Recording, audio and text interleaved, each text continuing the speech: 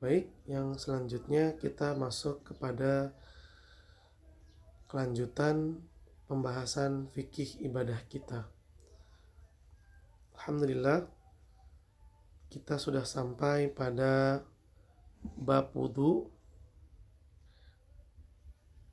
yaitu bab yang kelima dari Kitabut Thaharah. Kitabut Thaharah yang artinya bersuci. Kitab yang membahas tentang bersuci. Dan saat ini kita telah sampai pada bab kelima, fil wudu'i, tentang berwudu. Dan alhamdulillah pada bab kelima ini sudah kita pelajari beberapa di antaranya. Sekarang kita sampai pada al-mas'alatul khamisatu, pembahasan yang kelima, sunanuhu, sunnah-sunnah dalam berwudu. Silakan ahibati fillah dibuka buku fikih muyasarnya.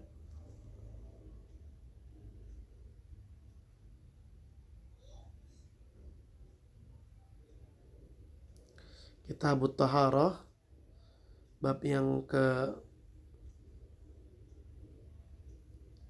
bab kelima tentang wudu, pembahasan yang kelima, al-mas'alatul khamisah. Mari kita simak. Al-mas'alatul khamisatu, pembahasan yang kelima, sunanuhu, sunnah-sunnah dalam berwudu. Hunaka af'alun yustahabbu fi'luha indal wudu'i wa yu'jaru 'alaiha man fa'alaha wa man tarakaha fala haraja 'alaihi wa tusamma hadhil af'alu bisunanil wudu'i. Penulis mengatakan, hunaka, di sana ada perbuatan-perbuatan yang disunahkan untuk dikerjakan ketika berwudu.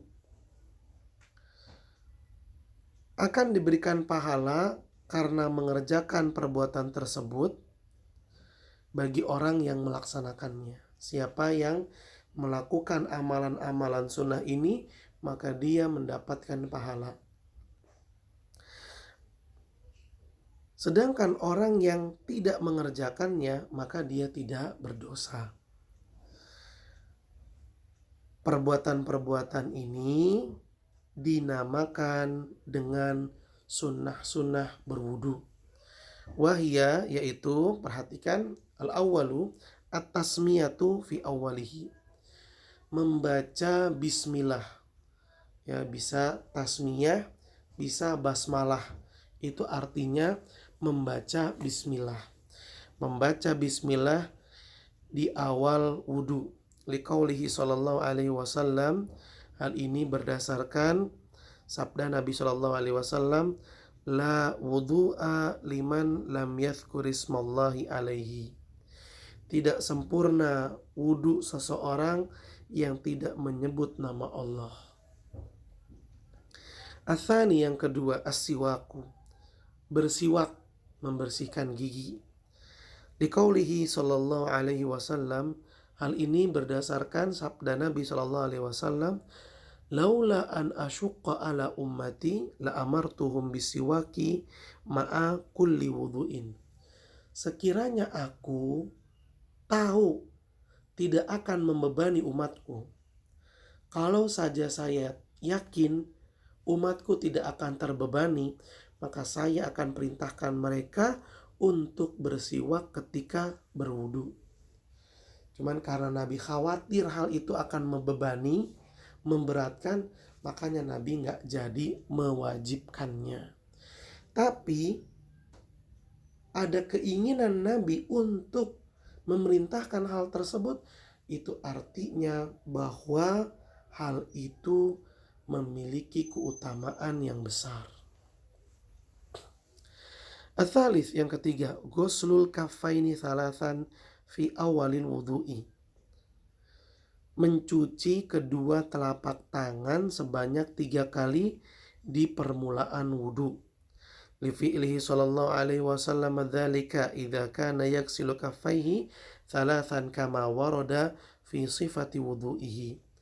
Hal ini sebagaimana yang dilakukan oleh Nabi Shallallahu Alaihi Wasallam, di mana beliau mencuci kedua telapak tangannya sebanyak 3 kali.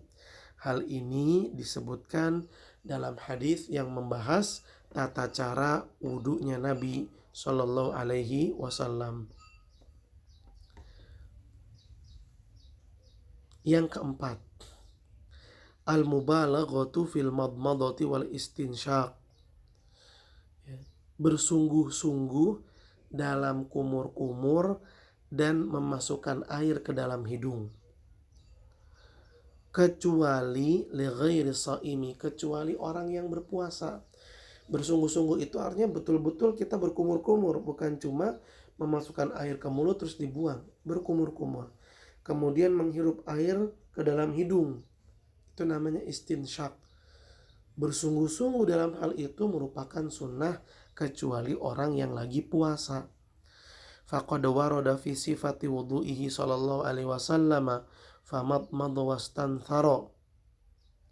Wa liqaulihi sallallahu alaihi wasallam wa baligh fil istinsyaqi illa an takuna shaiman.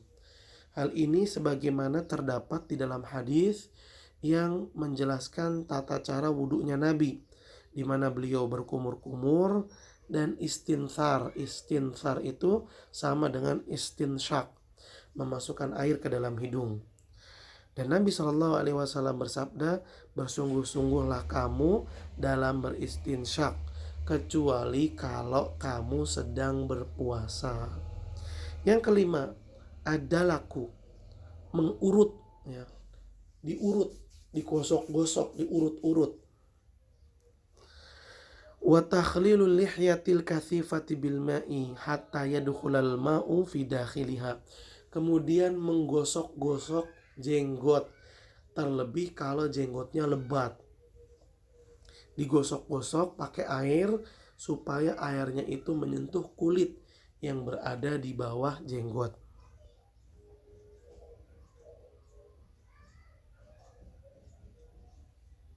Li fi'lihi sallallahu alaihi wasallam fa innahu kana idza tawadda'a yudalliku dhira'aihi wa kadzalika kana yudkhilul ma'a tahta hanakihi wa yukhallilu bihi lihiyatahu. Perbuatan itu dilakukan oleh Nabi dan dicontohkan oleh beliau, di mana dalam hadis dijelaskan bahwasanya Nabi Shallallahu Alaihi Wasallam ketika berwudu beliau mengurut-urut, menggosok-gosok lengannya, digosok-gosok, bukan cuma diguyur doang. Lalu Nabi juga memasukkan air ke dalam jenggotnya, dimasukin, ya, apalagi yang lebat, dimasukin. Setelah itu diapain? Digosok-gosok supaya airnya itu menyentuh. Ini sunnah, perbuatan yang jika dilakukan dapat pahala, jika ditinggalkan maka tidak berdosa. Baik. Kemudian yang keenam, taqdimul yumna 'alal yusra fil yadaini wa rijlaini li fi'lihi sallallahu alaihi wasallam fa innahu kana yuhibbut tayamunu fi tana'ulihi wa tarajjulihi wa tuhurihi wa fi sya'nihi kullihi. Yang keenam adalah disunnahkan untuk mendahulukan anggota tubuh bagian kanan, yaitu tangan dan juga kaki. Didahulukan yang kanan untuk dibasuh dalam berwudu. Hal ini sebagaimana dicontohkan oleh Nabi Shallallahu Alaihi Wasallam, di mana dalam sebuah hadis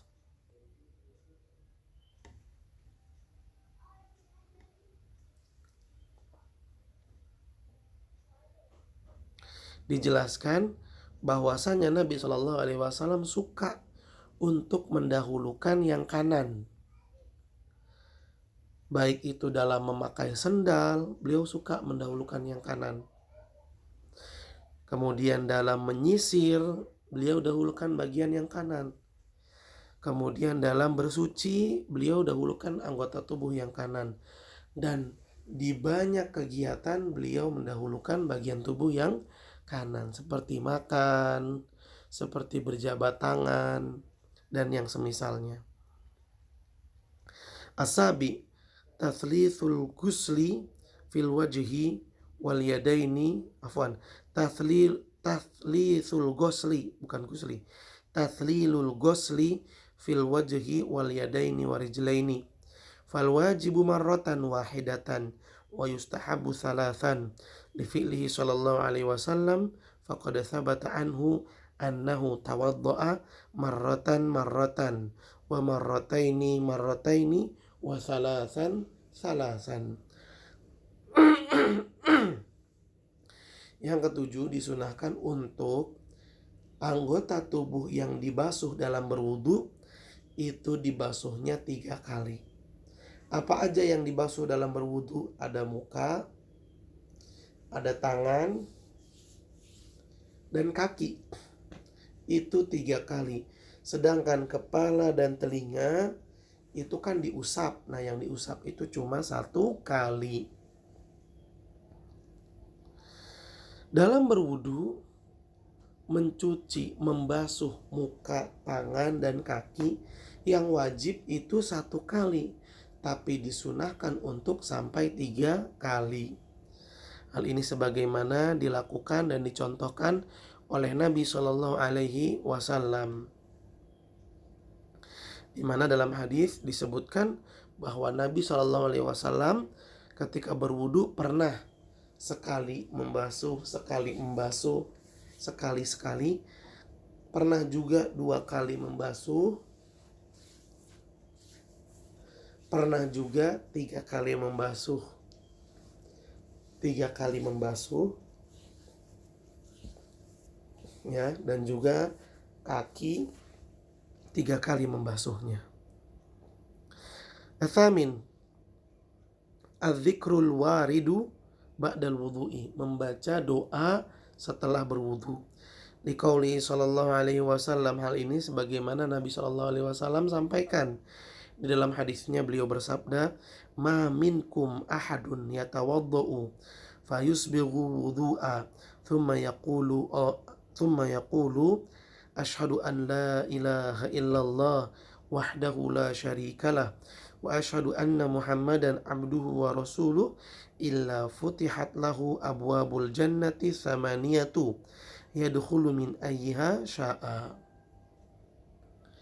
Nabi SAW bersabda, apabila salah seorang di antara kalian berwudu dan dia menyempurnakan wudunya, lalu dia membaca asyhadu an la ilaha illallah wahdahu la syarikalah wa asyhadu anna Muhammadan abduhu wa rasuluh, maka pada saat itu karena hal itu Allah akan bukakan untuknya 7 pintu, akan membukakan untuknya 8 pintu surga. Siapa yang berwudu dengan sempurna lalu membaca doa tadi, baca zikir tadi, 8 pintu surga akan Allah bukakan untuknya, dan dia nanti boleh masuk lewat pintu yang mana dia mau. Silakan. Itu dia ahibati fillah, amalan-amalan sunnah yang terdapat di dalam berwudu. Yang pertama adalah membaca bismillah. Yang kedua, mencuci kedua telapak tangan, bersiwak. Yang kedua bersiwak. Pertama membaca bismillah, kedua bersiwak, ketiga mencuci kedua telapak tangan 3 kali, yang keempat bersungguh-sungguh dalam berkumur-kumur dan istinsak, yang kelima menggosok-gosok tubuh yang dibasuh, yang keenam mendahulukan yang kanan, yang ketujuh membasuh sampai 3 kali, yang kedelapan membaca doa setelah berwudu. Taib. Pembahasan selanjutnya, penulis mengatakan al-mas'alatus sadisatu, Pembahasan yang keenam, fi nawaqidhihi, pembatal wudu, hal-hal yang membatalkan wudu.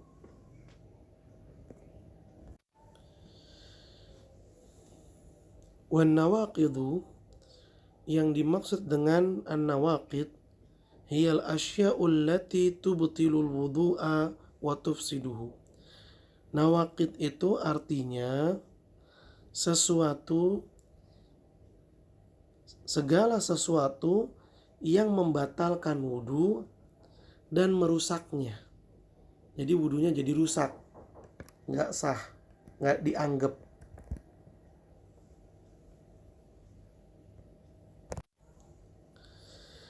Wahya sittatun, ada 6 perkara yang membatalkan wudu. Al-awwalu, yang pertama, al-kharij minas sabilain, segala sesuatu yang keluar dari 2 jalur, yaitu jalur kemaluan dan jalur dubur. Dari 2 jalur ini, jika mengeluarkan sesuatu, maka hal itu akan membatalkan wudu. Ai min makhrajil bauli wal ghait, wal khariju imma an yakuna baulan aw ghaitan aw maniyan aw madhiyan aw damil mustahadati aw rihan qalilan kana aw kathiran.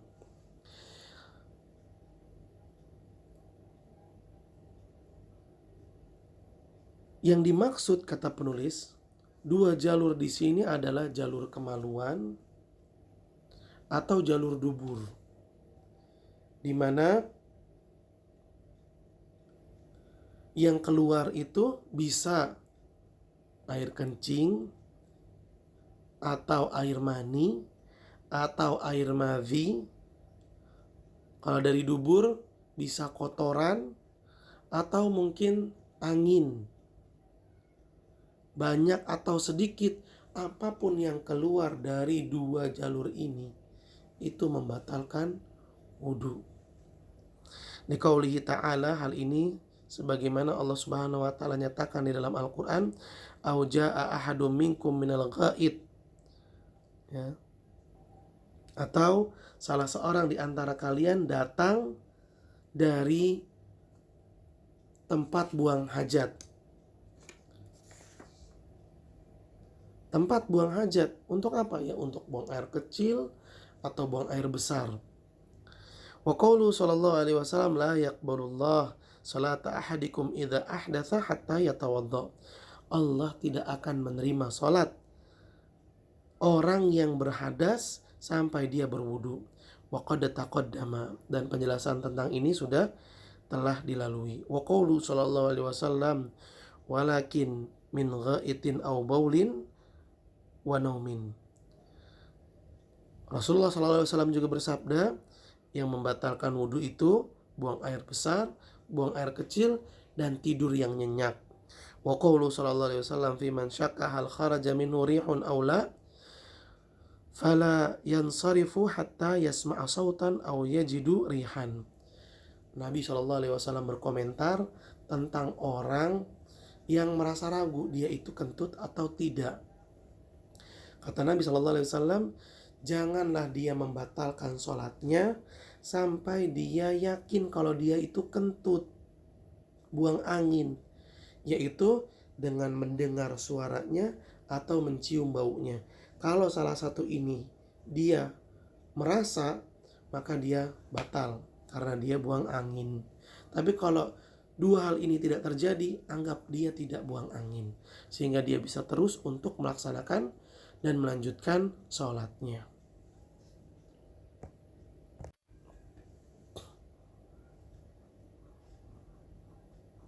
Athani, khurujun najasati min baqiyatil badan, fa in kana baulan aw ghaitan naqada mutlaqan lidukhuli fi nususis sabiqati, wa in kana ghairihima kadami wal qai, fa in fahisha wa kathura fal aula an yatawadda minhu amalan bil ahwati, wa in kana yasiran fala yatawadda minhu bil ittifaq. Perkara kedua yang membatalkan wudu adalah jika keluar najis dari tubuh, tapi bukan dari 2 jalur tadi, bukan dari kemaluan, bukan dari dubur. Misal ada orang ya karena operasi perutnya dibolongin untuk apa? Untuk buang air besar. Jadi dia buang air besarnya bukan dari dubur. Nah, kalau yang keluar itu najis berupa kotoran, ya, tinja atau air seni, walaupun keluarnya itu bukan dari kemaluan atau dari dubur, itu membatalkan wudhu. Tapi jika yang keluar itu bukan kotoran, ya, bukan tinja, bukan air seni, misalnya yang keluar itu muntah, ya, muntahan atau darah. Kalau hal tersebut keluarnya banyak, maka lebih baik berwudu. Ini sebagai bentuk kehati-hatian. Tapi kalau yang keluarnya itu sedikit, maka tidak wudu pun tidak apa-apa. Salis, zawalul aqli au taghtituhu bi igma'in au naumin. Liqauli sallallahu alaihi wasallam walakin min ghaitin wa baulin wa naumin. Wa qawlihi al-ainu wika'u syahhi. Faman nama falyatawadda'a. Wa ammal jununu wal igma'u was sakru wa nahwuhu fayanqudu ijma'an. Wa naumu naqid huwal mustaghriqul ladzi la yabqa ma'ahu idrak ala ayyi hay'atin kana an-naumu. Amma an-naumul yasiru fa innahu la yanqudul wudu'a lianna sahabata radhiyallahu anhum kana yusibuhum nu'asu wa hum fi intidhari salati wa yaqumuna yusalluna wa la yatawadduun. Perkara ketiga yang membatalkan wudu adalah hilangnya akal. Hilangnya akal atau tertutupnya akal. Maksudnya di sini adalah kesadaran. Akal atau kesadaran. Baik itu karena pingsan atau karena tidur. Maka itu membatalkan wudu. Nabi SAW bersabda, yang membatalkan wudu itu buang air besar, buang air kecil, dan tidur. Dan Nabi SAW bersabda, mata itu tali pengikatnya dubur. Kalau mata melek, sadar, maka dubur itu terikat. Tapi kalau mata tertutup tidur, seolah-olah pengikatnya dubur itu lepas, sehingga angin bisa keluar begitu saja dan tanpa terasa. Makanya kata Nabi, mata itu adalah tali pengikat dubur. Siapa yang tertidur, hendaklah dia berwudu. Adapun gila atau pingsan atau mabuk, ya, gila, pingsan, dan mabuk itu sepakat ulama menyatakan membatalkan wudu. Maka siapa yang gila terus dia waras, siapa yang pingsan terus dia sadar, siapa yang mabuk terus dia sadar, dia harus wudu kalau pengen sholat. Adapun tidur, perlu diperhatikan. Kalau tidurnya itu tidur yang sampai orang gak sadar bentuk tidurnya kayak bagaimana, artinya tidur nyenyak, maka inilah tidur yang membatalkan wudu. Tapi jika tidurnya itu tidur yang tidak nyenyak, ya tidur ayam-ayaman kalau kata orang mah, tidur nanti bangun lagi, tidur nanti bangun lagi, ngantuk berat bahasanya, maka hal itu tidak membatalkan wudu.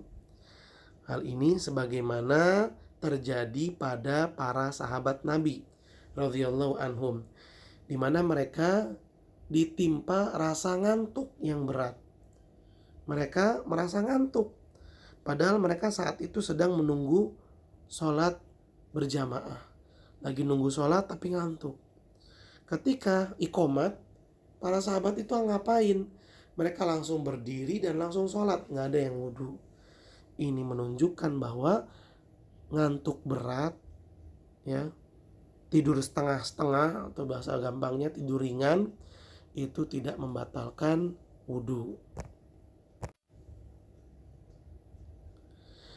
Kemudian yang keempat, ar-rabi masu farjil adami bila hailin, memegang kemaluan tanpa pembatas, tanpa penghalang. Jadi kulit tangan itu langsung menyentuh kemaluan sendiri tanpa penghalang atau tanpa pembatas. Itu membatalkan wudhu. Li hadithi Basrah bintu Safwan radhiyallahu anha anna Nabiya sallallahu alaihi wasallam qala man massa dzakarahu falyatawadda. Wa fi hadits Abi Ayyub wa Ummi Habibah man massa farjahu falyatawadda. Menyentuh kemaluan, memegang kemaluan tanpa penghalang membatalkan wudhu. Hal ini sebagaimana hadis yang diriwayatkan oleh Basrah bintu Safwan radhiyallahu anha, bahwasanya Nabi Shallallahu alaihi wasallam bersabda, siapa yang menyentuh kemaluannya maka hendaklah dia berwudu. Dan di dalam hadis yang lainnya Nabi Shallallahu alaihi wasallam bersabda, siapa yang menyentuh kemaluannya hendaklah dia berwudu. Bagaimana kalau menyentuhnya dengan penghalang? Misalnya ya kita menyentuh di atas celana kita, enggak di dalam celana kita, maka hal tersebut tidak membatalkan wudhu. Al-khamis, yang kelima, aklu lahmil ibil, makan daging onta, itu membatalkan wudhu. Li hadits Jabir bin